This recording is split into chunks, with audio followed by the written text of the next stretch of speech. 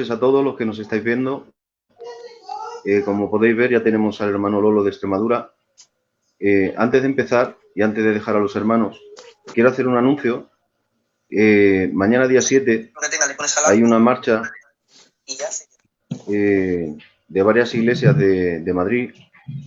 Se anunció en la reunión de obreros y es por el tema del tema este que hay con los niños. Si no me equivoco, es mañana a las 5 de la tarde. Se sale desde la Puerta de Alcalá hasta la Puerta del Sol. Es una marcha pacífica para que se sepa que los niños son nuestros.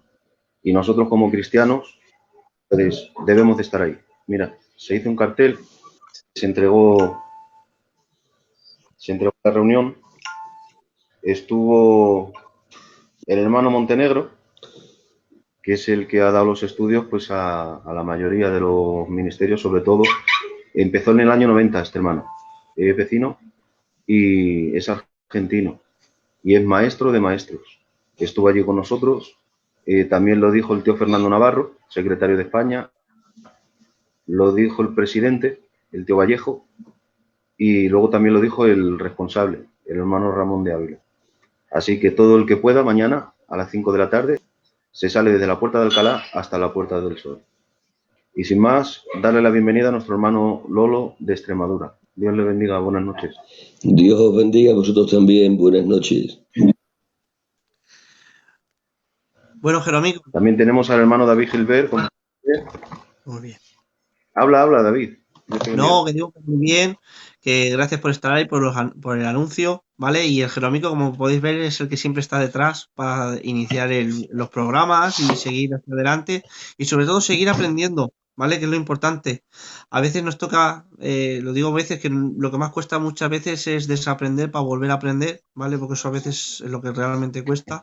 Pero bueno, damos gracias a Dios que mira, como hombres, como por ejemplo hoy el tío Lolo, de Extremadura, que Dios lo bendiga mucho. He sido un poco pesado con el hermano, pero gracias a Dios que nos aguanta, a los jóvenes. Y nada, seguir aprendiendo de lo bueno que tenemos también en nuestra misión, porque tenemos bueno y mucho, ¿vale? Así que hay que disfrutar con lo que Dios ha puesto en los demás. Amén. ¿Ya, Jerómico? Gloria a Dios, pues nada. Yo ya os dejo tranquilos. Bien, hombre. Así que nada, todos a disfrutar del hermano, que es una bendición. Que Dios os bendiga. Venga, Dios te bendiga, Jerónimo. Bueno, ante todo, buenas noches a todos los que os vais poniendo en el canal Sana Doctrina. ¿Sabe, tío? Aunque somos la gran mayoría de Filadelfia, tengo aquí como un pequeño de Naciones Unidas, a lo menos. Porque hay hermanos de Chile, hay hermanos de Colombia, tenemos hermanos de Estados Unidos, tenemos hermanos de Argentina, y desde aquí Dios os bendiga a todos en el nombre de Jesús, diferentes países, pero al final una misma fe que es en Cristo Jesús. Muy bien. Tío, se le he dicho en privado, pero quiero decírselo aquí ahora en directo y en público. Muchas gracias, tío, por querer estar con todos nosotros y sacar tiempo, que yo sé que es un hombre muy ocupado, ¿vale? Y sacar tiempo para estar con nosotros, se lo agradezco de verdad, ¿eh? Y sobre todo por aguantarme, ¿vale, tío? Dios te bendiga. Nada, hombre, nada. Que ha sido un placer el poder estar con vosotros. Y que si no he estado antes ha sido precisamente porque andamos escasos de tiempo. Pero que para mí es un placer y es un honor que os acordéis de mí para estar con vosotros esta noche. Muy bien, hombre. Fijar en la parte superior. Así. ¿Qué le voy a decir, tío? Mira, son por ahora 42. Hermanos, lo que podáis, por favor, ir compartiendo el vídeo, ya sabéis, para mayor difusión, ¿vale? Y sobre todo, pues, para lo que el hermano vaya a traernos en esta noche, que es un tema muy bonito, que es antropología. Tema bonito y complicado, ¿vale? Porque también lleva sus complicaciones. Y a lo largo del vídeo, pues intentaremos, pues eso, seguir aprendiendo. Muy bien. Pero antes de eso, tío, he visto un vídeo suyo, ¿vale? Y me ha llamado mucho la atención, me ha dado mucha alegría.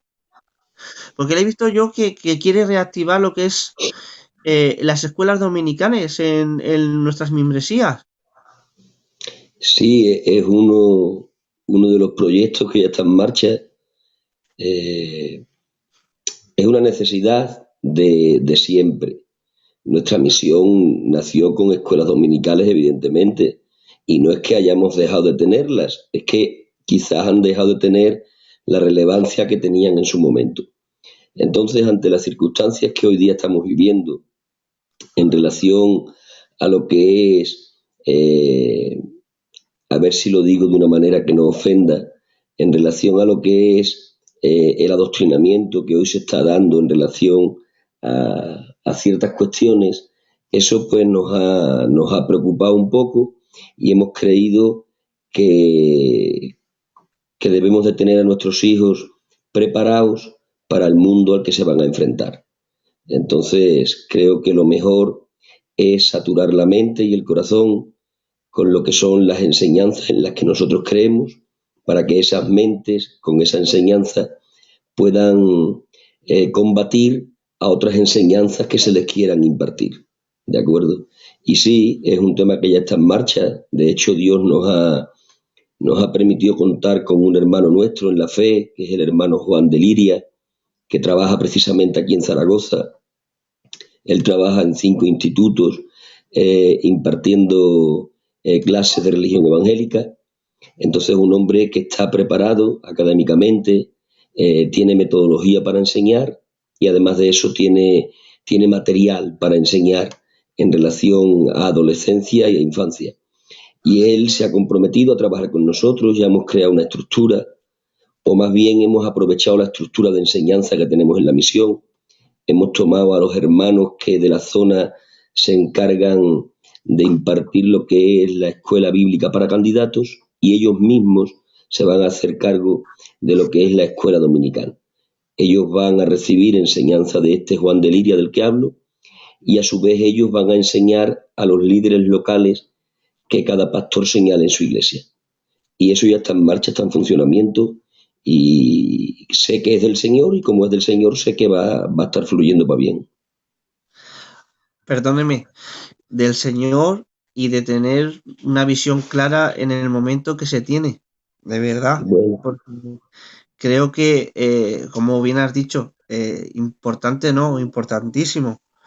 En vez de solo quejarnos, porque muchas veces, lo digo, que me perdonen los que somos mayores, lo digo más bien por nosotros los jóvenes, ¿vale? En vez de quejarnos de que está mal la cosa, de que es verdad que estamos mal, que hay una lucha cultural evidente, que es de las ideas, y muy para bien. no poder meterte en las ideas que ellos quieren proyectar en nuestros hijos, por ejemplo, es una prevención, un antibiótico antes de que entre Muy germen, bien. es un germen malo. El antídoto que debemos de inyectar en las mentes y en los corazones a fin de que los virus no nos puedan dañar. Yo en ese mensaje que tú has visto digo que no podemos impedir que el frío esté en la calle y no podemos impedir que el viento helado nos golpee la cara. Lo que sí podemos impedir es que nos enferme. Y para eso lo que hacemos es tomar vitamina C, mucha, en invierno, porque al exterior hay que salir, no podemos recluirnos en la casa. En términos espirituales es igual. Ojalá y pudiéramos recluirnos en una burbuja, pero eso es algo que no se puede hacer. Nuestros hijos, nuestros adolescentes tienen que salir al mundo que les ha tocado vivir, con sus pros y con sus contras. Y tienen que estar preparados para el mundo que les ha tocado vivir, a fin de aprovechar lo bueno y para poder también combatir lo malo. Entonces creo que sí, que lo mejor es inyectar antivirus, ¿de acuerdo? Muy bien, tío. La verdad que yo espero de todo corazón que, pues eso, que usted, por ejemplo, que ha visto, además que yo lo creo de verdad, de todo mi corazón, que es una cosa de Dios 100% y necesaria para los tiempos que nos tocan vivir, ¿vale?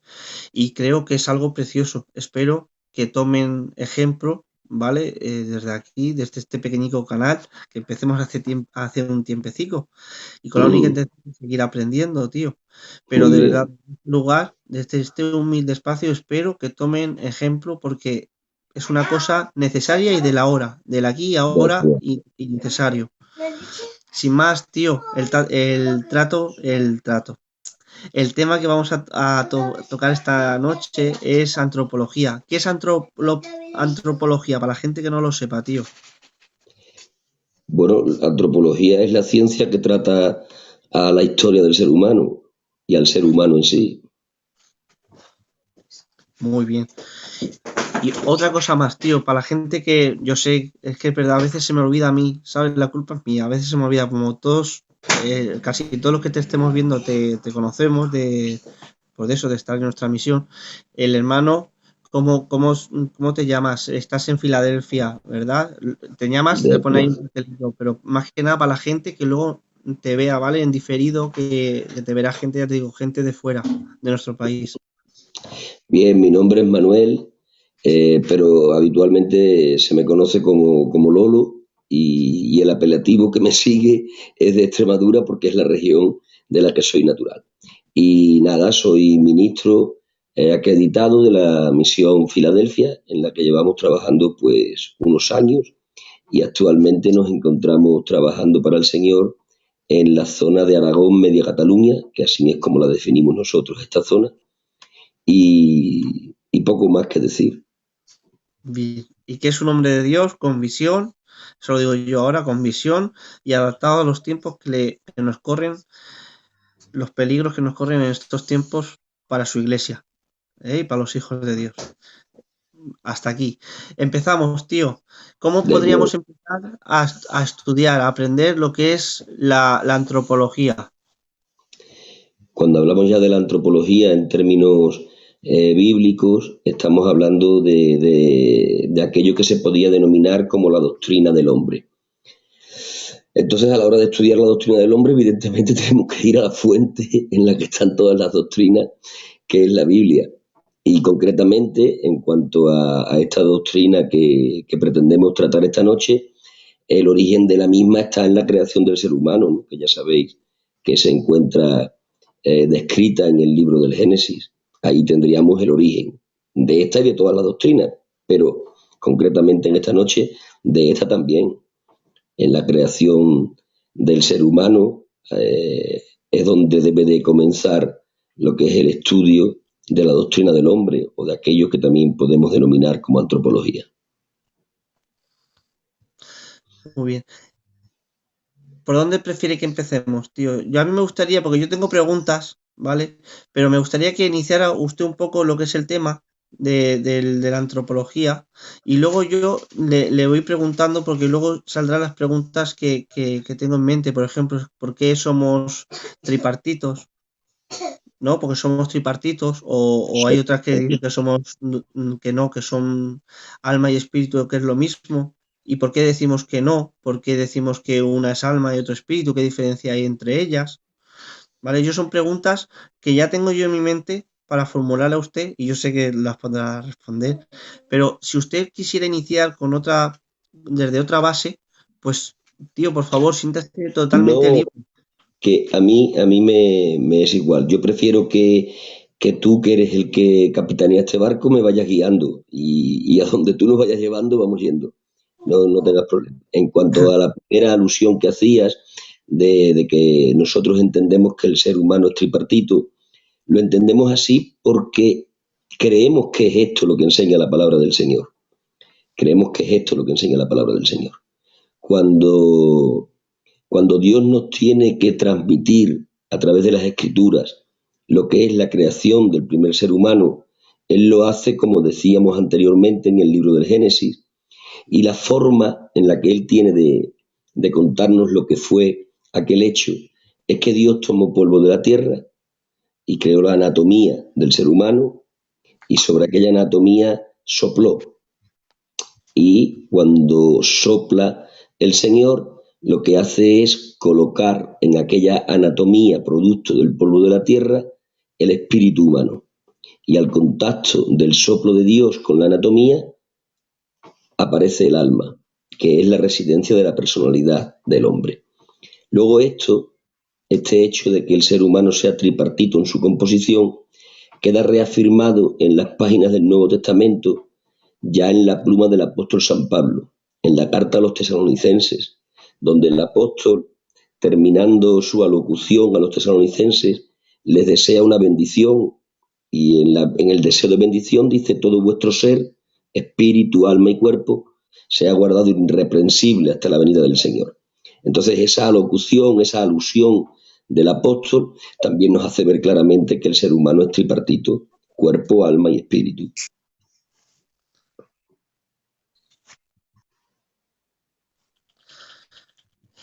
Y para los que, por ejemplo, los que dicen, ¿vale? Yo lo he escuchado varias veces, que es como si fuera una combinación, que muchas veces aparece alma, que a veces aparece espíritu, y por lo siguiente, que no notan esa diferencia entre alma y espíritu. ¿Qué le podría responder? Bien, sobre esto es verdad que hay otra escuela de interpretación que es tan respetable como esta que nosotros acabamos de presentar. Es decir, que hay quienes creen que el hombre interior, o sea, la parte etérea, la parte invisible del ser humano, es tan solo, por definirlo de alguna manera, es de una pieza. Es decir, hay quienes piensan que el hombre no es tripartito, sino que tan solo está compuesto de cuerpo y de alma, y que en el alma se encuentra el espíritu. Los que creen que el alma y el espíritu son una misma cosa, pues es su creencia, es su interpretación. Nosotros creemos que la Biblia enseña otra cosa. Creemos que, como he dicho anteriormente, la Biblia enseña que el ser humano es espíritu, alma y cuerpo. En cuanto a los que creen que no, que el alma y el espíritu son una misma cosa, es decir, que no se distinguen, nosotros, nuestra forma de interpretar es que el alma y el espíritu, aunque es verdad que son distinguibles, son inseparables.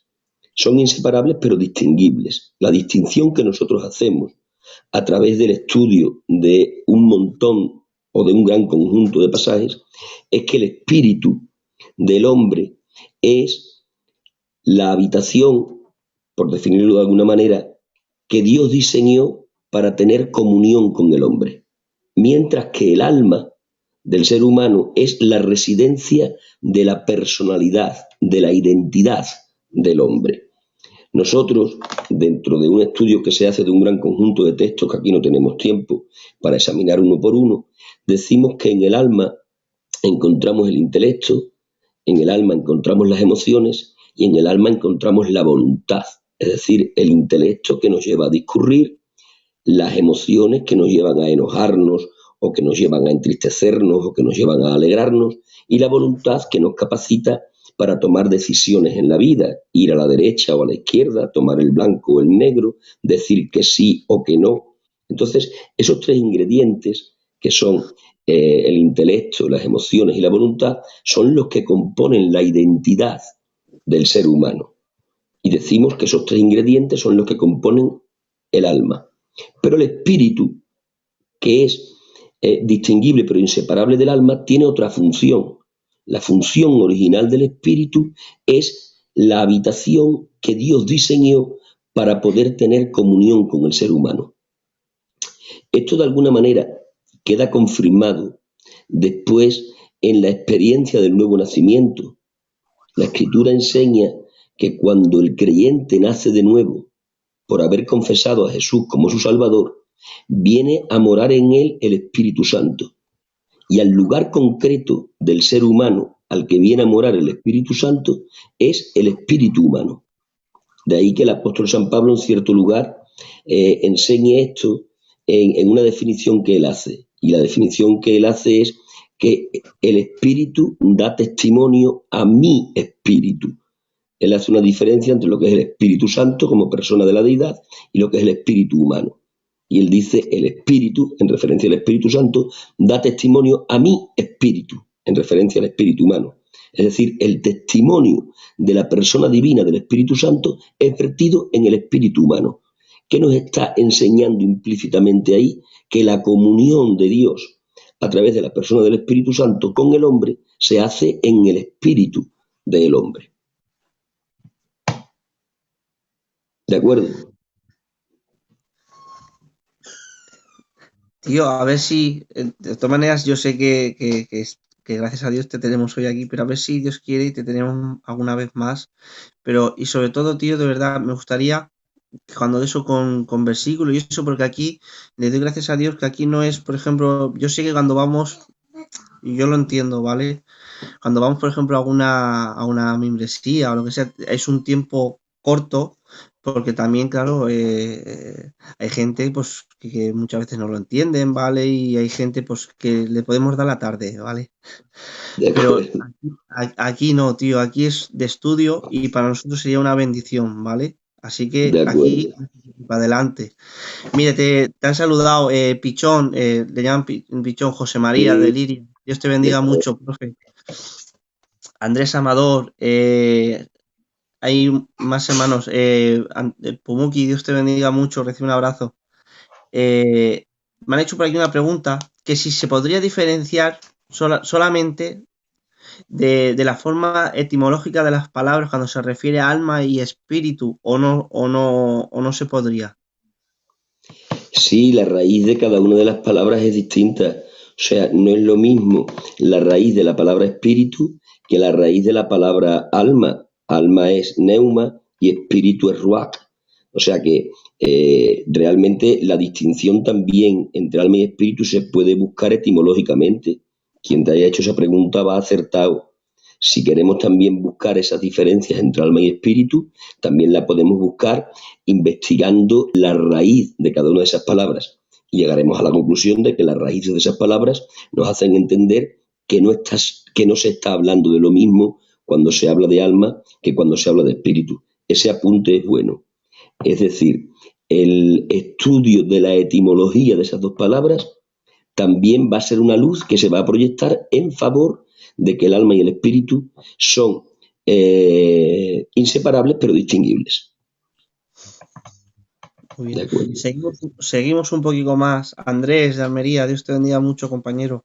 Richard de la zona del norte, Dios te bendiga mucho. De Galicia, Dios te Muy bendiga. bien. Bueno, como podéis comprobar, tenemos, como dijimos, tenemos a un gigante de nuestra misión y con un tema de antropología, hermanos. Si tenéis preguntas, pues aprovechemos y se las trasladamos al hermano. Y nada, y seguimos aprendiendo, ¿vale? Como siempre decimos.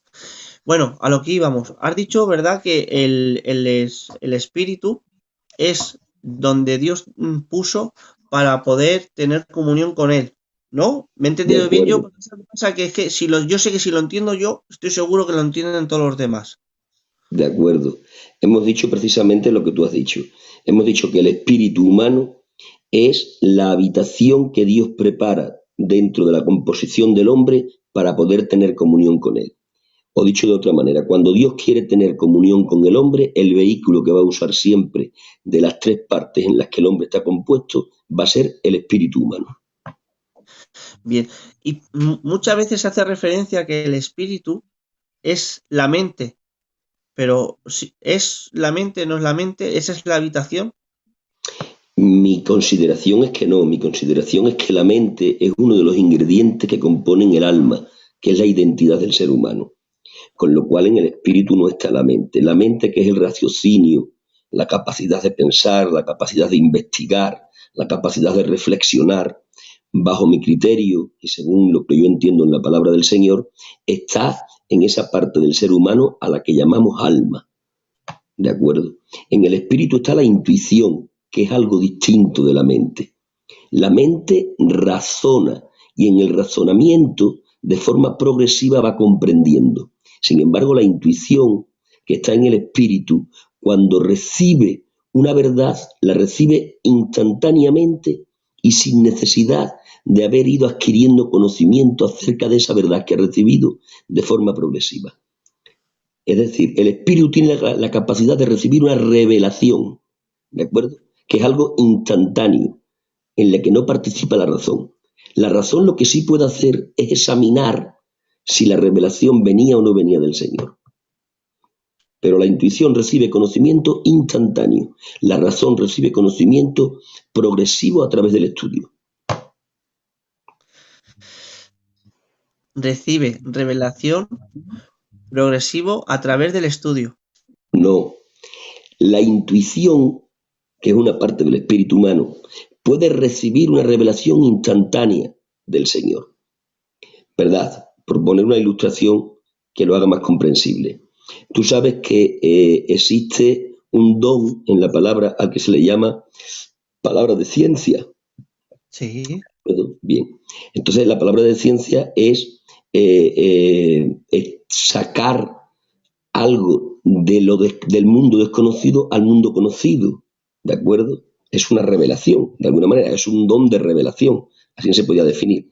Bueno, cuando uno recibe una palabra de ciencia, se hace receptor de algo instantáneo, algo que no ha tenido como proceso anterior una reflexión. Imagínate un pasaje bíblico, ¿no? Nuestro Señor Jesucristo, cuando va caminando y se encuentra a aquel que está subido en el sicomoro porque tiene mucho deseo de conocerlo, ¿no? Y el Señor Jesús se para a la altura de donde él está subido en el árbol, le mira y pronuncia su nombre, ¿de acuerdo? No se habían visto en la vida, pero sin embargo el Señor es capaz de pronunciar el nombre de alguien al que humanamente antes no había visto. ¿De acuerdo? Sin entrar en el debate si en el Señor fluía ese don o sencillamente eso lo hizo porque era Dios. Sin entrar en ese debate que entonces nos perdemos.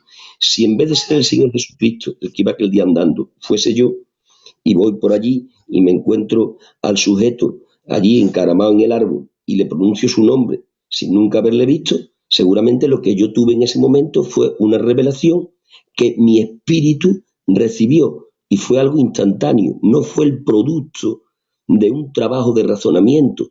Es decir, yo no me fui al pueblo donde vivía ese sujeto, el tal Zaqueo, ni fui a ver su partido de nacimiento, ¿no? Yo la primera vez que voy a su pueblo, le veo, ¡plas! Y rápidamente, ¿por qué? Porque he recibido una revelación. ¿Por dónde he recibido esa revelación? ¿Por el razonamiento? No, por la intuición que está en el espíritu. ¿De acuerdo? Entonces, a lo que tú hablabas, el razonamiento, la capacidad de comprensión, la mente, no está en el espíritu. La mente está en el alma, que es donde está la identidad del ser humano. ¿De acuerdo? Gloria al Señor, yo creo que sí, más o menos le pilláis. Si no lo hemos pillado, hermanos, luego esto se queda en el aire, echamos marcha atrás y lo escuchamos poquito a poco y lo vamos recogiendo otra vez.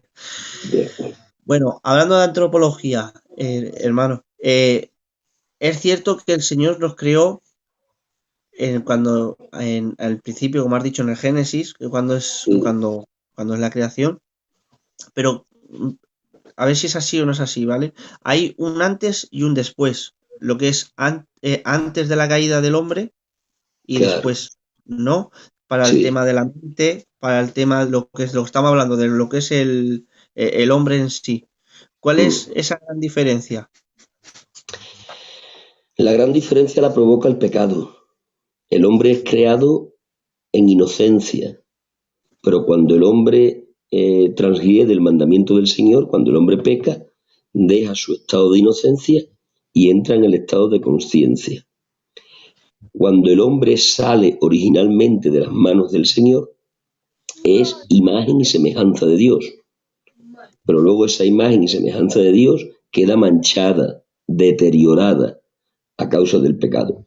Entonces dices bien tú cuando dices que en el ser humano hay un acontecimiento que parte en dos, en un antes y en un después, su existencia.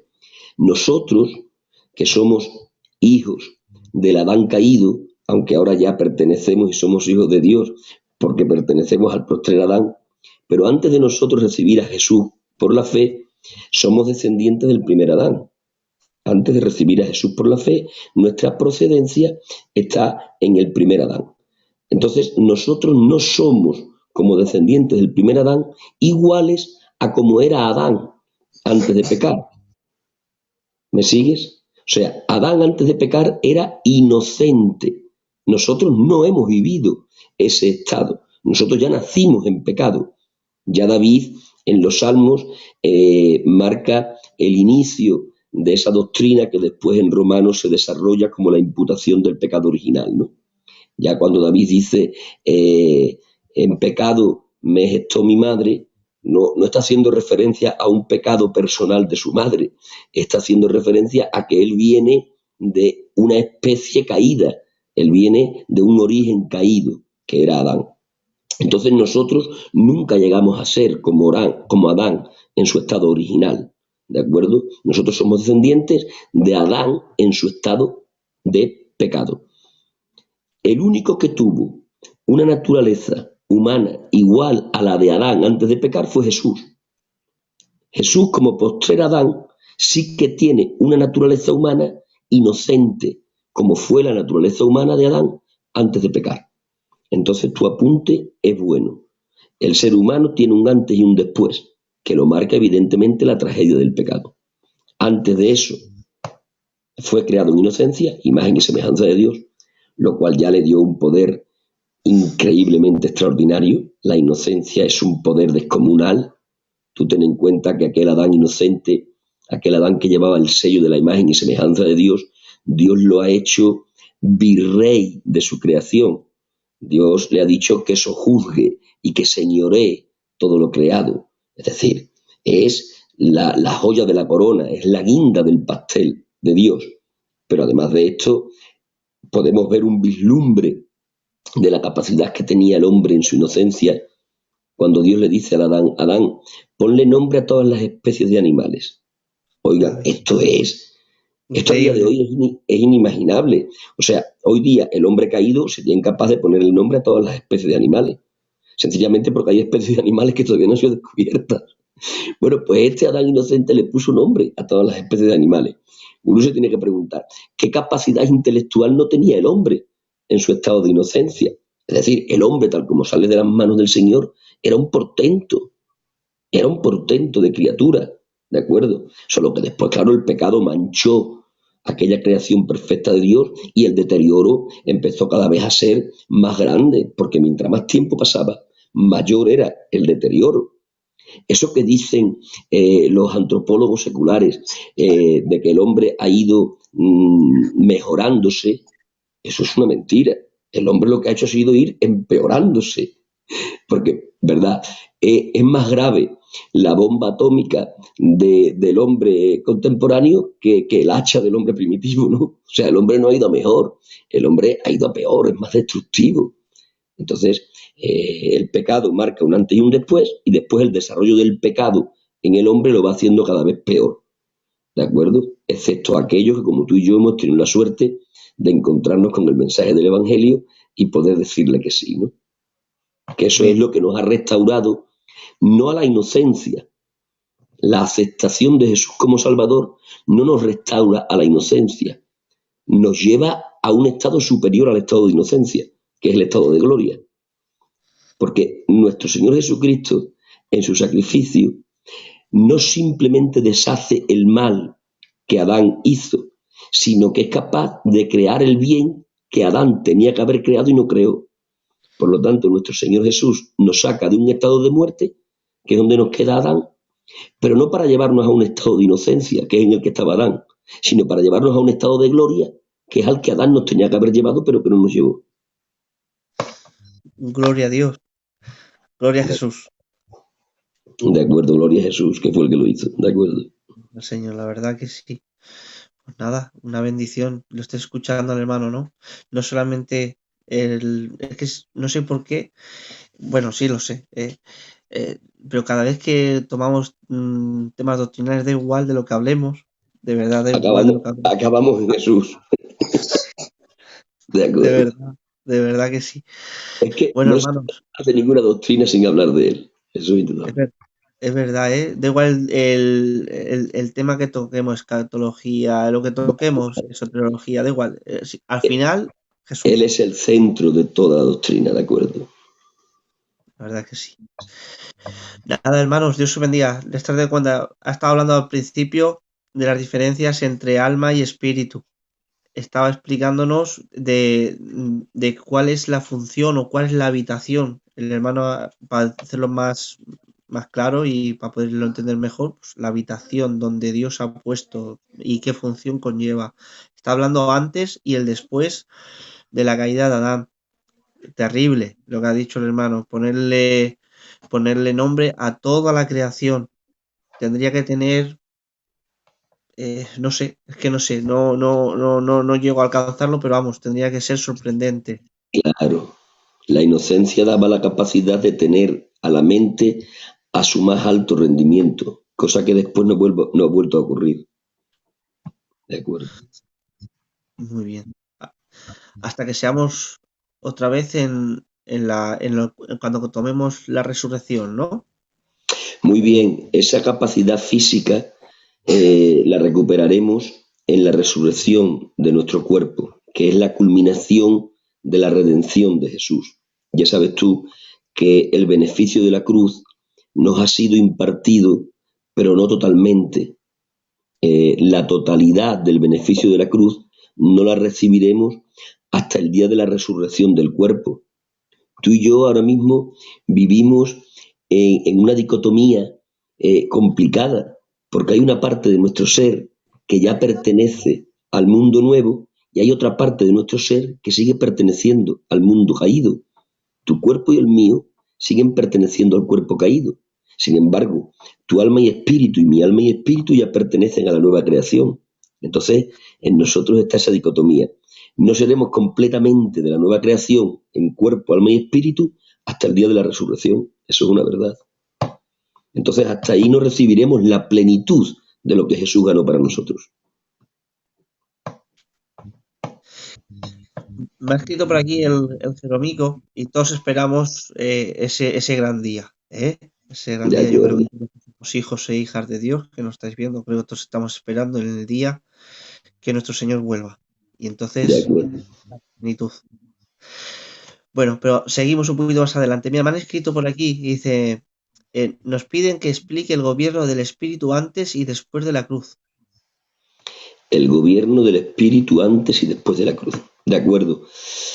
De acuerdo. Hay una grandiosísima diferencia entre lo que son las labores. Bueno, puntualiza si están hablando acerca del Espíritu Santo o del Espíritu del hombre. Del Espíritu del hombre, supongo. Claro, la han puesto en minúscula, supongo yo Ya, que de tendrá acuerdo. que Muy bien, ser. muy bien. Bueno, también hay una gran diferencia. Hay una gran diferencia entre lo que es el espíritu del hombre antes de la cruz y lo que es el espíritu del hombre después de la cruz. Cuando el ser humano, como dijimos al comienzo, es creado por Dios, es creado tripartito, espíritu, alma y cuerpo. Así lo define San Pablo en la carta a los tesalonicenses. San Pablo no marca ese orden por casualidad, marca ese orden porque es el orden correcto. Recordemos que él está bajo inspiración divina y ya sabemos que en la inspiración divina, aun el orden en el que están las palabras es importante. San Pablo no ha dicho y todo vuestro ser, cuerpo, alma y espíritu sea guardado. No, él ha dicho y todo vuestro ser, espíritu, alma y cuerpo sea guardado irreprensible hasta la venida de nuestro Señor. El orden en el que él lo ha descrito, el orden en el que él ha descrito al ser humano es el orden correcto según la ideología de Dios. Dios al ser humano lo ve como un espíritu con identidad que se comunica con el mundo exterior a través de un cuerpo. Un espíritu con identidad, que es el alma, que se comunica con el mundo exterior a través de un cuerpo. Así es como es creado el hombre. Es decir, cuando hablamos de Adán inocente, estamos hablando de aquel sujeto que tiene una comunión con Dios totalmente abierta en su espíritu, que tiene esa comunión abierta con Dios en su espíritu o a través de su espíritu, y que como es una comunión tan ideal, su identidad como ser humano, su alma, está completamente sujeta a las indicaciones de su espíritu, que a su vez recibe las indicaciones del Espíritu de Dios.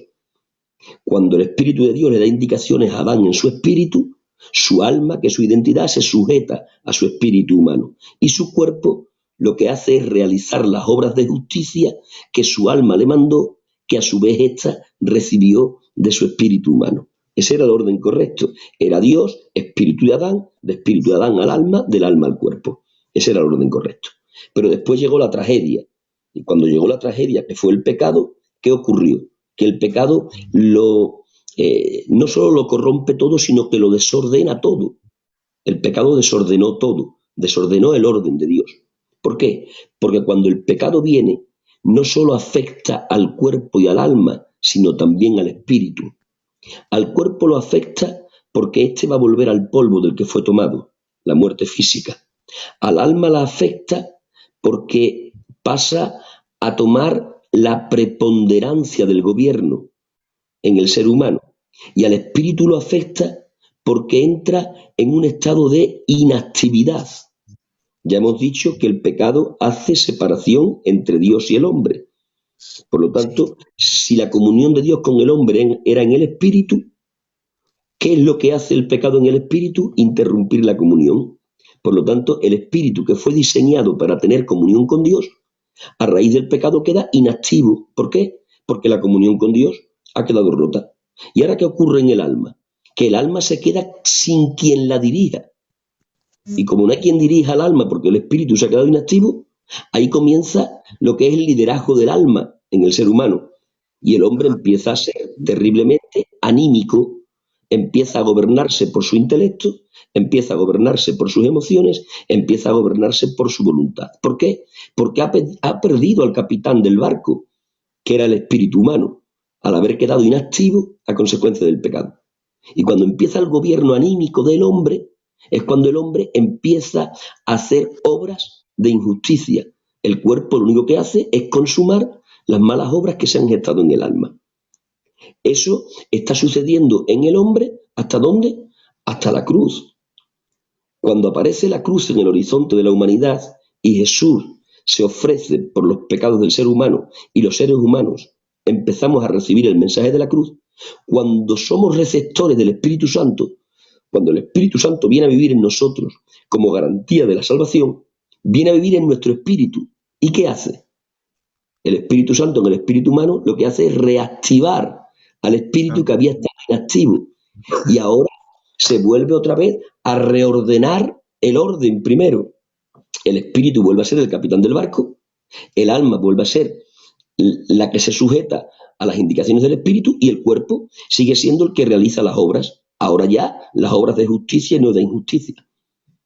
Ahora bien, lo que ocurre en muchos creyentes es que aunque tienen al Espíritu Santo en el espíritu humano y el espíritu humano se ha reactivado, lo que ocurre en muchos de ellos es que no sujetan su identidad, su alma, a las indicaciones del espíritu, que ahí es donde empieza la gran lucha, ¿de acuerdo? El alma lleva tanto tiempo gobernando que se resiste a entregar la corona y darla de nuevo al espíritu humano. Y ese es el conflicto, ¿no?, de lo espiritual con lo anímico, que es el conflicto que muchos en nuestro progreso y crecimiento cristiano hemos tenido que experimentar y hoy día seguimos experimentando. Pero el ideal ya se ha vuelto a recomponer. Ahora lo que nos hace falta es sujetarnos al hecho de que el espíritu humano ha vuelto a ser activado. Entonces, claro que sí, el gobierno que se pierde, el gobierno del espíritu que se pierde por el pecado, se recupera por la fe en la cruz de Jesús, en relación a la pregunta que hacías. Por eso, no sé si es correcto o no, pero corrígeme, ¿vale? Y así yo también voy aprendiendo, que para mí es una bendición porque sigo aprendiendo. Por eso dice que las cosas espirituales no las pueden percibir. Dicen, no es que no quieran, dicen que no pueden percibirlas. Hay un versículo, creo que es en una de las... ¿No? ¿Puede ser por Sí, eso sí. también? El versículo al que tú haces referencia es aquel que dice que el hombre natural no puede percibir las cosas del Señor. Dice, no es que no quiera, es que no puede. Claro, el hombre natural ahí está hablando del hombre que todavía no recibió al Señor como Salvador. Ese hombre no puede entender las cosas del Espíritu. No podemos molestarnos con el mundo inconverso que no comprende las cosas del Espíritu de Dios, porque no las comprenden no porque no quieran, sino porque no pueden. Su espíritu humano está apagado. Y el espíritu humano, como ya hemos dicho, fue diseñado por Dios para ser el canal a través del cual Dios se comunicase con el hombre. Pero si el canal tiene un cortocircuito, pues no pueden percibir las cosas del Señor. ¿Qué necesitan? Necesitan que el canal establecido por Dios vuelva a ser reactivado. Y eso no ocurrirá hasta el nuevo nacimiento. Entonces es normal, el hombre natural no es que no quiera, es que no puede. Lo primero que hay que hacer que es reactivar el espíritu que está inactivo. Por eso Jesús le dice a Nicodemo en Juan capítulo 3, si no naces de nuevo, no puedes ver el reino de Dios. Jesús fue a la médula. Nicodemo, como buen judío y perteneciente al Sanedrín, buscaba el reino de Dios con sinceridad, pero no podía encontrarlo. No es que no quisiese, es que no podía. Y Jesús va a la médula, a la clave. Dice, mira Nicodemo, no te quiebres la cabeza, cariño. Tu espíritu está inactivo. Si no naces de nuevo y reactivamos el espíritu, tú no verás el verdadero reino de Dios. Y eso se lo podemos decir a todo el mundo inconverso. ¿Qué necesitáis? Nacer de nuevo. Un muerto no necesita instrucciones. Es que está muerto. Por muchas lecciones que le des, no las puede recibir. El muerto necesita vida y después necesita instrucción para saber cómo vivir la nueva vida. ¿De acuerdo? Por lo que estamos hablando, ¿vale? Yo te digo de verdad que cualquier cosa, corrígeme, porque así también aprendo yo, ¿vale? Entonces, estamos hablando de cuando el hombre pecó, cuando el hombre decayó en el pecado. Estamos hablando que no es que estuviera enfermo, sino que, como dice la Biblia, que era una muerte. De acuerdo. Eso era una muerte, ya lo dice la Biblia. Eso ya lo dice la Biblia. ¿Sabes que le llaman, a esto creo que le llaman depravación total? Que es cuando Sí. dice que el hombre estaba muerto. De acuerdo, es depravación total, no es algo parcial. La advertencia del Señor es: el día que de él comas, ciertamente morirás. Morirás físicamente porque volverás al polvo del que fuiste tomado. Morirás espiritualmente porque se acabará la comunión conmigo. Y si no lo resuelves antes de que llegue la muerte física, morirás eternamente. ¿De acuerdo? Entonces, la advertencia de Dios es categórica. Si comes, te mueres. No es si comes te enfermas, no es si comes vas a tener un déficit, no. Si comes te mueres. Entonces es depravación total, es ruina total. El hombre estaba en ruina total. ¿De acuerdo? Bueno, hermanos, yo creo que a mí me encanta cuando me respondéis así, de verdad. Lo dije el otro día y lo vuelvo a decir hoy. Me encanta porque yo entiendo que, por ejemplo, si alguien no me quiere responder en algo, pues lo veo normal que no me responda. Pero ¿sabes? Me gusta cuando se dan vueltas. Esto es así una contestación, vamos, de raíz. ¿La has visto, no? Depravación total. No hay que estar medio enfermo, que tal. No. El hombre está muerto, está destituido completamente de la gloria del Señor, y la solución que tenemos es el segundo Adán, es el postrer Adán, es nuestro Señor Jesús. No hay otra manera. Aquí no necesitamos medicina que recuperen al enfermo, necesitamos vida que resuciten al muerto. Esto es así. Gloria a Dios. Gloria al Señor. Estoy gozando, hermanos. Dios os bendiga a todos. Chino de Almería, Dios te bendiga mucho. Una bendición de hermano. Desde aquí un abracico grande. Hermanos, compartiendo preguntas. Yo voy a seguir un poquito más. Han dicho, me han puesto por aquí el Jeromico una pregunta que dice que el pecado reside en el alma. Muy bien. El alma es la que peca, ¿de acuerdo? Ya hemos dicho que en el alma está el intelecto, están las emociones y está la voluntad, ¿de acuerdo? Entonces, donde se encuentra la capacidad de decir que sí a una acción pecaminosa es en el alma. Por lo tanto, el pecado se gesta en el alma y se consuma con el cuerpo. Y el que queda negativamente afectado, como ya hemos dicho, es el espíritu. El alma lo gesta, ¿de acuerdo? El cuerpo lo consuma y el espíritu sufre sus consecuencias. Por poner un ejemplo que lo ilustre, y ninguno mejor que el de Eva, ¿no? Que fue la primera que pecó. O sea, el primer ser humano que peca es Eva. Cuando a Eva Satanás, disfrazado de serpiente, la seduce a que coma, hay una parte en la seducción satánica que para mí creo que fue clave en la mente de Eva. Fue aquella parte de la seducción en la que le dijo: el día que comas del árbol seréis como Dios. Es como que Satanás le abre una expectativa nueva, le abre una graduación mayor de la que tenían. Ella era princesa, pero Satanás le ha abierto la posibilidad de ser reina. Sabes que el día que comas serás como Dios. Ella dijo: ¡ay, como Dios! Pues yo ya no me conformo con ser princesa, yo quiero ser reina, ¿de acuerdo? ¿Eso dónde lo está gestando Eva? En su razonamiento. Y el razonamiento, la inteligencia, está en el alma. Por lo tanto, es su alma la que recibe a través de ¿qué? De la emoción. ¿Te das cuenta? Aquel le dice: oye, que si comes del árbol te conviertes en reina. Y ella se emociona, dice: ¡ay, de princesa a reina! Un escalafón superior. Lo absorbe por su emoción, se alegra. Ahora esa emoción la lleva ¿a dónde? Al intelecto. Y empieza a razonar. Y dice: ¡ja! Yo una diosa, mi Adán un dios. Y de que la emoción se ha puesto de acuerdo con el pensamiento y el pensamiento y la emoción se han puesto de acuerdo con la voluntad, han dicho sí, que me lo como, y se lo ha comido, ¿ves? Han intervenido, la emoción ha intervenido, la mente y ha intervenido la voluntad. ¿Dónde se fraguó el pecado? En el alma. ¿Pero quién lo consumó? El cuerpo, hasta que ya no extendió la mano, tomó la fruta prohibida y la mordió, no llegó a la consumación.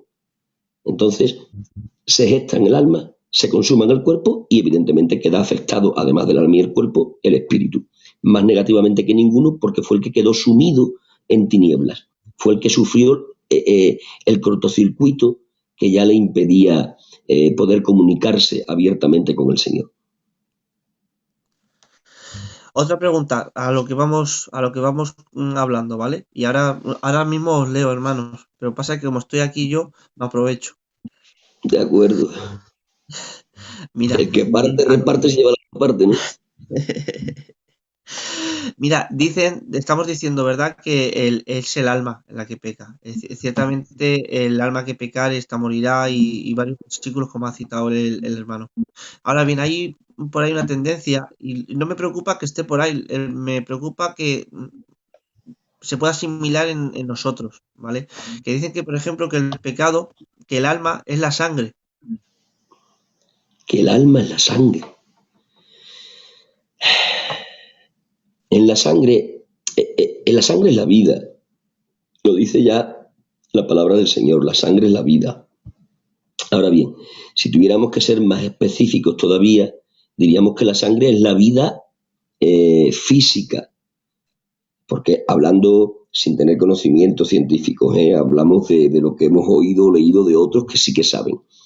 La sangre realmente lo que hace es repartir los nutrientes de los alimentos, ¿no? Para que todo el organismo esté saludable. Eso es la sangre. Pero el alma no está en la sangre tal cual, ¿de acuerdo? En la sangre está la vida, que eso es lo que dice la Biblia. Y más específicamente, la vida física, ¿de acuerdo? Pero el alma es etérea. El alma es invisible. El alma no se puede palpar. La sangre sí, es visible y se palpa. Nos cortamos y la vemos y además y la chupamos y la volvemos a ingerir. Entonces, no sería correcto decir el alma es la sangre, no.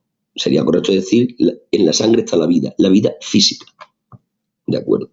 Porque cuando la sangre se termine, nosotros seguimos viviendo, que sería la vida espiritual. ¿De acuerdo? Entonces, no, bajo mi criterio no es correcto decir que el alma está en la sangre. Muy bien. Pues hay un pasaje en las Escrituras que dice, y vi las almas de los decapitados por la fe en Jesús. ¿Qué estaba viendo? Almas descarnadas. Por el misterio de la revelación que Juan tiene en Apocalipsis, que es un misterio, él es capaz de ver almas, pero lo que ve son almas, porque son almas que están descarnadas, son almas que todavía no han recibido la resurrección del cuerpo, pero siguen teniendo existencia y se comunican con el Señor, pero evidentemente no tenían sangre, porque no tenían cuerpo. Entonces, alma y sangre no son sinónimos. Bien, gloria al Señor. De todas maneras, de todo esto ya sabéis que Dios mediante luego haré recortes de las preguntas y respuestas y luego pues será más fácil a la hora de seguir compartiéndolo, ¿vale? Me han hecho una pregunta y es interesante, ¿vale? Porque dice que sabes que cuando Dios nos creó a su imagen y semejanza. ¿Qué imagen y qué semejanza es esa la que le impartió Dios al ser humano? Bien, sobre esto hay diversidad de interpretaciones, ¿de acuerdo? Diversidad de interpretaciones. Entonces, no podemos pretender estar en la posesión de toda la verdad. Decimos cuál es nuestra interpretación, o en este caso yo digo cuál es mi interpretación, ¿vale? No lo hago en plural, que lo hago en singular. Pero respeto cualquier otra interpretación siempre que no sea una barbaridad, ¿de acuerdo? Yo creo que ahí cuando se habla de imagen y semejanza se está hablando de lo mismo. Se está hablando de que Adán, cuando es creado antes del pecado, lleva el sello de la identidad de Dios. ¿De acuerdo? Por lo tanto, ¿cuáles son las características esenciales de Dios que se pueden comunicar? Las características esenciales de Dios que se pueden comunicar estaban en Adán. Es decir, ¿la santidad divina se puede comunicar? Sí, pues estaba en el Adán original. ¿De acuerdo? La libre individualidad ¿se puede comunicar? Pues sí, pues estaba en Adán. Adán tenía una voluntad perfectamente libre para elegir. La justicia de Dios no la justicia en cuanto impartida, no en cuanto a su carácter de juez. Digo justicia en cuanto a poder vivir conforme Él quiere que vivamos. ¿Eso nos puede ser entregado? Sí. Por lo tanto, eso también estaba en el Adán. Es decir, por no tener que enumerar todo y englobarlo todo en esta definición, yo digo que la imagen y semejanza de Dios en Adán no era otra cosa sino que haber sido creado con la totalidad de todos los atributos divinos que pueden ser comunicables al ser humano. Eso estaba en el Adán inocente. Todos los atributos divinos que pueden ser comunicados al hombre estaban en el Adán inocente. Para mí esa era la imagen y semejanza de Dios, que después evidentemente queda deteriorada por causa del pecado. Y la pregunta sería, porque yo sé que no vamos a meternos mucho en el tema del pecado, porque es otro tema, esa martirología es otro tema, pero ¿de qué forma tan grande no distorsionó el pecado a Adán, ¿verdad? Que perdió tanto. ¿Cuál sería cómo podríamos explicar esa gran caída? Ese gran deterioro del ser humano. El pecado es un drama que afectó al hombre en la totalidad de su ser. Lo afectó física, anímica y espiritualmente. Lo afectó en su intelecto, lo afectó en sus emociones, lo afectó en su voluntad, lo afectó en su capacidad de tener comunión con Dios, lo afectó en su parte física, que a partir de ahí se empezó a deteriorar y fue presa de enfermedades y de vejez. Es decir, es un cataclismo. Lo peor que le ha pasado al hombre ha sido el pecado. Ten en cuenta que el pecado no es parte original de la creación de Dios. El pecado es un intruso que entró en el plan de Dios por la puerta de la libertad que Dios le dio al hombre. Entonces, ¿qué repercusión tuvo? Pues la más nefasta de todas. La más nefasta de todas. Ahora bien, dentro que el pecado nos trajo toda la ruina que tenemos, también el pecado nos ha dado la posibilidad de conocer en su máxima expresión al amor de Dios. ¿Verdad? ¿De acuerdo? Porque la cruz tiene como porqué principal el pecado del hombre. Entonces, por sacarle algo bueno a lo horrendo, ¿no? El pecado es una desgracia, el pecado nos sumió en el peor de los estados, el pecado deterioró y deformó todo lo que Dios había creado, pero el pecado también nos ha dado la ocasión de conocer la mayor manifestación del amor de Dios, que sin duda es la cruz. Entonces podemos decir que el pecado deterioró la imagen de Dios en el hombre, pero no es que la borró, ¿no?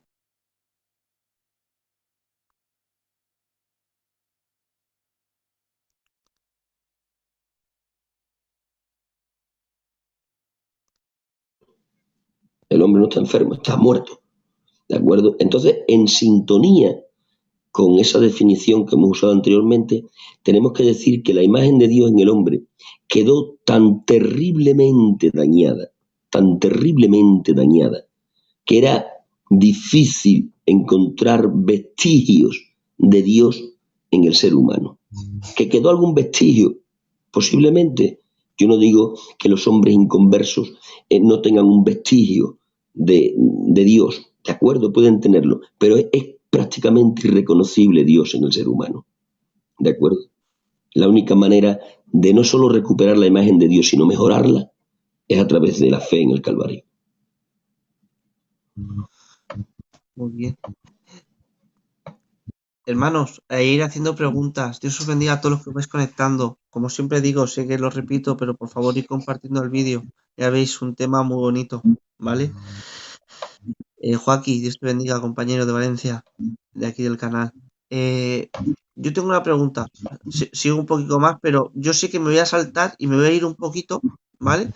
Me voy a ir un poquito solo. Y ahora volvemos, ¿vale? Estoy escuchando lo del alma, lo del espíritu, y me ha surgido a mí, para ver si no lo podrías responder. En la persona de Cristo, ¿tenía alma? ¿Tenía espíritu? ¿Tenía tripartito también? De acuerdo. Cuando la Escritura nos habla acerca de Jesús, nos habla de que Él es 100% Dios sin dejar de ser 100% hombre. Ya sabes tú que la doctrina de la cristología nos enseña que es una persona divina con naturaleza divina que asume una naturaleza humana. Cuando hablamos de que Él asumió una naturaleza humana, estamos hablando del misterio de la encarnación. Ya San Pablo lo define como misterio. Si aquella mente privilegiada en las cosas de la teología dijo misterio, los que estamos por debajo, pues no sé qué frase usar. O sea, estamos hablando de algo insondable, de lo que ocurrió en el vientre de María. El ángel, aquel lo define de una forma muy simple, ¿no? Dios a veces usa lenguajes simples para misterios insondables. Y el ángel dijo, la sombra del Altísimo vendrá sobre ti y te cubrirá. Punto. Ahí está toda la definición del misterio. Pero ¿qué ocurre allí, en el vientre de aquella moza? ¿Qué ocurre en el vientre de María? Ocurre eso, la asimilación de una naturaleza humana. Una naturaleza humana que necesita, evidentemente, cuerpo, alma y espíritu. Entonces tenemos que decir que Jesucristo, en su humanidad, gozaba de cuerpo humano, gozaba de alma humano y gozaba de espíritu humano. ¿Por qué? Porque él tenía que ser el postrer Adán. Por eso se le define así, por eso uno de los títulos que se le da a Jesucristo es este, postrer Adán. ¿Qué está diciendo? Está diciendo que estaba en igualdad de condiciones que el primer Adán antes de pecar. Al primer Adán lo crea Dios del polvo de la tierra y la naturaleza humana del postrer Adán la crea en otro milagro, ¿de acuerdo? Que es en el vientre de una mujer que no conocía varón. Entonces, sin duda tenemos que decir que en la naturaleza humana del verbo de Dios había cuerpo, había alma y había espíritu. ¿De acuerdo? Y después de la cruz también. Dime. Y después de la cruz también. No, pero siga usted. Lo que yo decía es que la evidencia de que tenía cuerpo, alma y espíritu la tenemos en las escrituras, ¿no? O sea, que tenía cuerpo es indudable, él tenía cuerpo. Que tenía alma humana también es indudable, él razonaba, él se emocionaba, él tomaba decisiones desde su voluntad, ¿de acuerdo? A él le hemos visto llorar, a él le hemos visto decir no se haga mi voluntad sino la tuya, hablando con el Padre. Y cuando habla de la voluntad del Padre está hablando de la propia voluntad divina suya, pero a la misma vez está hablando de otra voluntad que era la humana, que estaba en él. Por lo tanto, y que tenía espíritu humano, pues también la palabra del Señor hace referencia a esa verdad, ¿no? Entonces, él tenía cuerpo, él tenía alma y él tenía espíritu. En cuanto a lo segundo que tú decías, después de la cruz también, después de la cruz él resucita a su cuerpo. ¿De acuerdo? Cuando él resucita para no volver a morir, que es hasta ahora el único que ha resucitado para no volver a morir, evidentemente lo que resucita es la parte tangible de su naturaleza humana, que es el cuerpo, pero también la identidad de su naturaleza humana, que está en su alma y espíritu. Entonces, evidentemente, hoy Jesucristo sigue siendo una persona divina, con naturaleza divina, a la que le ha sumado una naturaleza humana, ahora ya glorificada. Pero la unión hipostática hoy día sigue existiendo. La diferencia es que hoy día en la unión hipostática la naturaleza humana está glorificada y antes de la resurrección la naturaleza humana no estaba glorificada. ¿De acuerdo? Pero sí, sigue manteniendo la naturaleza humana. Me preguntaba porque hay veces que se piensa, y no sé bien por qué, por eso te pregunto, evidentemente, que en la cruz lo que es el espíritu, la parte del espíritu de Jesús, que ahí terminó. Y que luego en la resurrección sigue. O sea, que la pregunta es, ¿que su naturaleza humana termina en la cruz? No, lo que es el espíritu, lo que es la parte de comunicación que Dios dio de razonamiento, como has dicho antes. El espíritu humano de él termina en la cruz y luego la resurrección de su naturaleza humana, ¿no hay espíritu humano? Bueno, habría que preguntarle a quien dice eso dónde lo basa. Oye, habría que escucharlo también, ¿por qué no? Mi criterio es que la resurrección implica resurrección de la naturaleza humana completa. Pero bueno, oye, sería cuestión de escuchar a quien dice lo contrario y ver si realmente lo que dice tiene un argumento bíblico sólido. Muy bien, no, pero bueno, la idea es que no. Después de la resurrección sigue teniendo alma y espíritu. Bajo mi criterio sí. ¿Vale? Ya sabes que estamos hablando de un misterio, pero bajo. Sí, hombre. Sí, hombre. He visto, además me he saltado un poquito porque te he metido en Sí, cristología, ¿vale? Pero ahora volvemos otra vez sí, bueno, de a, cristología estamos a hablando de Dios. la antropología de Cristo, o sea que no nos vamos del texto, ¿de acuerdo? Ya está. Bueno, hermanos, más preguntas. A ver, ya que el alma reside la voluntad, que hable el hermano de la voluntad de Cristo, si es diferente a la del Padre, aunque sometida. Pero nos metemos en Cristología, nos metemos en las dos voluntades Claro, y ya nos movimos. claro, Y eso es otro programa. Si claro, quiere el hermano, al revés. Nosotros al revés, encantados que esté con nosotros. Pero eso es otro programa porque eso tiene un montón de variantes de- y, y nos podemos tirar un buen rato. Preguntas, por favor, de lo que estamos tratando y así pues las dudas que podáis tener, o pues yo por ejemplo, mira, yo las que tenía ya las he expresado al hermano. De todas maneras, si tenéis más de lo que es antropología, el estudio del hombre, qué es lo que pensáis, de qué es lo que tenéis dudas, pues aprovechad que tenemos al hermano, vamos a exprimirlo. A ver, ves, ya nos hemos metido en cristología, fallo mío. claro, ahora ya todo el mundo entra ahí en cristología, que es lo que más seduce.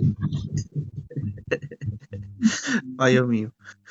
Vamos a ver, es lo mismo el alma que espíritu, que ambas ya que en ambas muerte al salir del espíritu murió y al salir el alma murieron. Vamos a ver, que esto va, yo creo que esto va conforme a lo que estamos hablando, pero de antropología. Mira, dice Félix Domingo Salazar, Dios te bendiga desde aquí, buenas noches.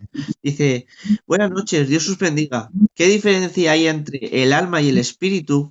Ya que hay dos casos bíblicos donde los dos mueren, será una en el Antiguo Testamento y otra en el Nuevo Testamento, y haciendo referencia donde en una sale el alma y muere, y en la otra dice, y salió el espíritu y murió.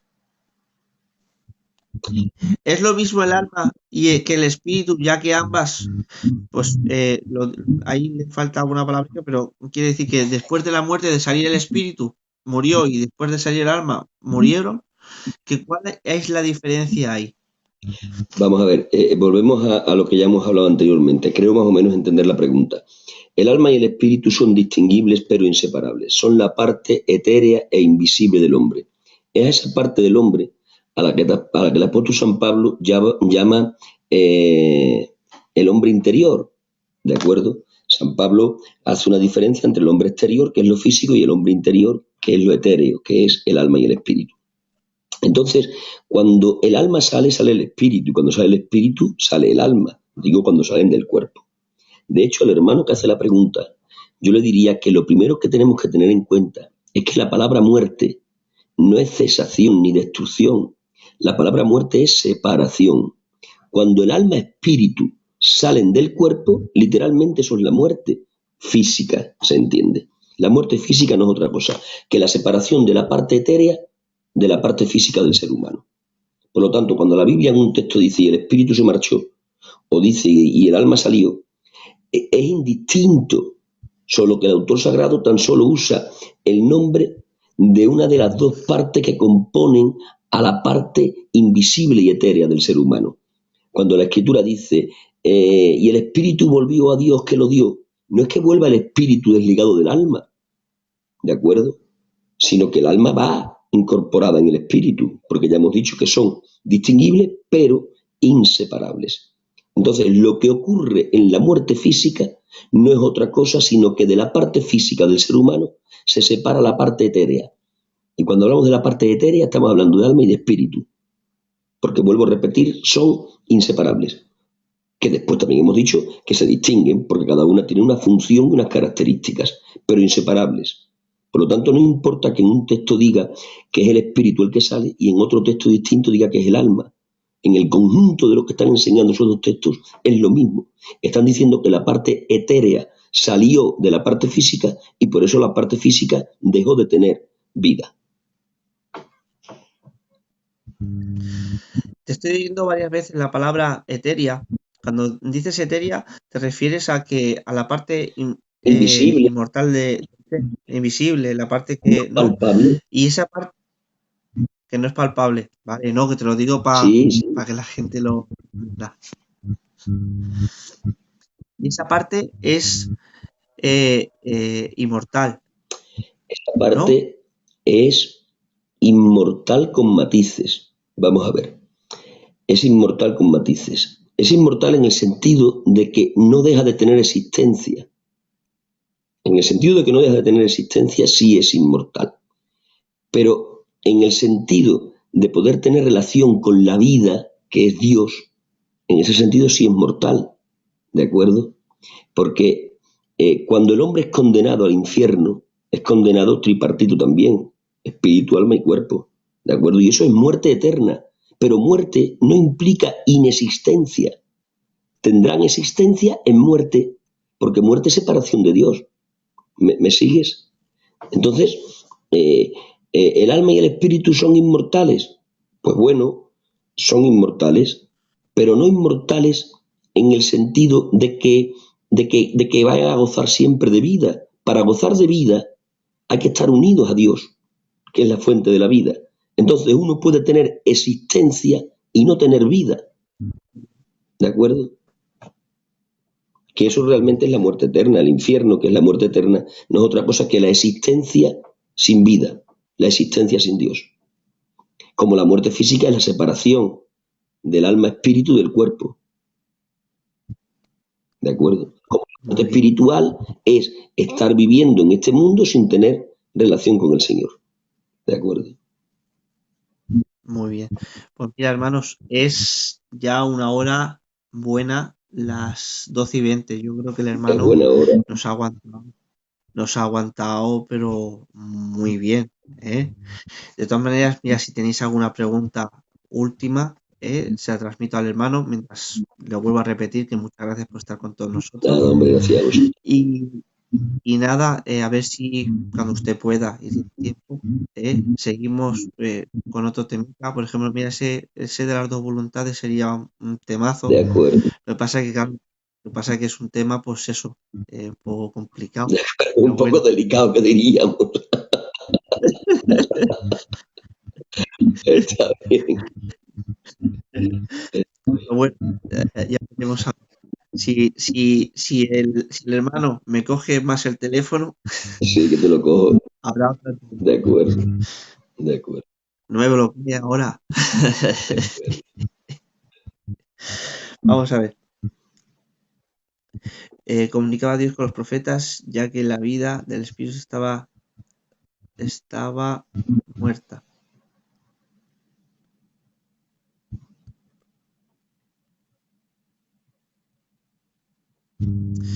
Bueno, es una finalidad de lo que estamos hablando. Mira, te la traspaso para que lo veas viendo. Dice, me ha parecido oír que al infierno va espíritu, alma y cuerpo. Entonces, ¿por qué dice la Biblia y el espíritu vuelve a Dios que lo dio? De acuerdo. Esa expresión hay que entenderla a la luz de esa otra parte de la escritura en la que dice que toda rodilla se ha de doblar y toda lengua ha de confesar que Jesús es el Señor. Es decir, todos, aunque no todos en el mismo juicio, pero todos tenemos que comparecer ante la deidad, cada cual en el juicio que le toque, ¿de acuerdo? Dependiendo de la confesión de fe que haya hecho estando o no en vida. Pero todos, ineludiblemente, vamos a tener que pasar a estar delante del Señor. El ir a estar delante del Señor no implica salvación. Uno puede ir a presentarse delante del Señor para recibir condenación, porque el infierno, al fin y al cabo, no es un castigo del demonio, el infierno es un castigo de Dios. Claro, o sea, Dios ejerce de juez y la sentencia que Él ha emitido como juez para aquellos que mueran en incredulidad es el infierno. Por lo tanto, el hecho de que la Escritura diga que el Espíritu vuelve a Dios no implica necesariamente que vaya a ser salvo. Implica que delante del Señor nos vamos a tener que presentar todos, nada más. Esta y ya terminamos y ya le dejamos descansar, ¿vale? Pasa que es de Jonathan y Duli, que es un hermano nuestro, es de la zona norte, es de Logroño, Dios te bendiga mucho. Y me la ha puesto ya dos veces más por abajo, dice, y mi pregunta, bien, vamos a tu pregunta y ya finalizamos. Mira, dice, pregunta, ¿por qué Cristo encomendó su espíritu y no su alma? Y si es el alma lo que es y si es el alma lo que bíblicamente es lo importante, ¿por qué de alguna manera, entre comillas, importante? Vamos a ver. La pregunta yo creo que es esa de que por qué encomienda su espíritu, cuando dice en tus manos encomiendo mi espíritu. Volvemos a lo mismo. No es necesario en la expresión bíblica, cada vez que hablamos del hombre interior, no es necesario pronunciar espíritu y alma. Cuando el Señor le dice en tus manos encomiendo mi espíritu, estaba diciendo en tus manos encomiendo a mi persona, en tus manos encomiendo a mi ser, en tus manos encomiendo a mi parte etérea, ¿no? Si quisiéramos hablarlo, que realmente lo que Dios estaba encomendando o lo que Jesús estaba encomendando a Dios era todo su ser. Pero bueno, cuando uno en la Escritura lee espíritu, Claro, no necesariamente tiene que entender que está desligando al alma, porque volvemos a reincidir en lo que hemos dicho ya unas pocas de veces. El alma y el espíritu son distinguibles, pero inseparables. Por lo tanto, cuando él dice, en tus manos encomiendo mi espíritu, no necesariamente está desligando al alma. Aunque no la incluya en la expresión, la está incluyendo. ¿Por qué? Porque espíritu y alma son inseparables. Bueno, hermanos, hasta aquí. Como ha dicho el hermano, encomienda todo su ser, espíritu, alma y cuerpo. Pues dice, no verá tu santo corrupción. Y está hablando ya de su cuerpo. Claro. Pues nada, hermanos, para mí es una bendición. Jeromico, sale a la pantalla. Gloria al Señor. Mira a ver si te pones por aquí. Para mí es una bendición tenerte, créetelo de verdad. Y no sé, es de esto de que te tiras un buen rato, de verdad que nos hemos tirado un buen ratico, pero que se hace muy, muy corto, que parece que hemos estado 10 minutos. Cierto, ¿Sabes cómo le quiero decir? Esa sensación de que se me ha hecho nada, pero muy corto. De acuerdo. Así que a ver si Dios quiere y tenemos el privilegio de volverte a tenerte aquí, que será una bendición, hoy seguro. Jeromo, Dios te bendiga. Bueno, nuestro hermano. Sí, ya sale por ahí. Nada, pasa buena noche, Dios os bendiga mucho. Tío, el Señor le siga impulsando y tanto el Jeromico como yo, que estamos aquí esta noche, creemos que es muy, pero muy, muy importante lo que estás impulsando, ¿vale? Que es las escuelas dominicales, empezar a dar la batalla cultural desde las ideas, además que es una batalla de ideas, porque es ideas que quieren inculcar. Y nada, darte las gracias, ¿verdad, Jeromico? Y que el Señor te siga impulsando para su familia. Tío Cacho, que es uno de los coordinadores de la EBEP, y además que es de aquí de mi zona, de Alicante, Dios te bendiga mucho por estar aquí esta noche con nosotros. Y nada, Jeromico, ¿algo más que añadir? ¿Algo más? ¿Falta algo? Cuéntame, ¿qué he hecho mal? Simplemente que nada, todo perfecto, es una bendición tener esta noche al hermano. Hemos disfrutado, como te he puesto por ahí a escondidas, que estaba sentado en el sofá y me faltaban las gafas en 3D, porque es una bendición. De verdad, era para tener a este hermano desde las 7 de la tarde de mañana hasta la 1 de la noche, por lo menos, solamente haciendo preguntas. Está bien, Jeromo, está bien. Yo he disfrutado mucho, la verdad.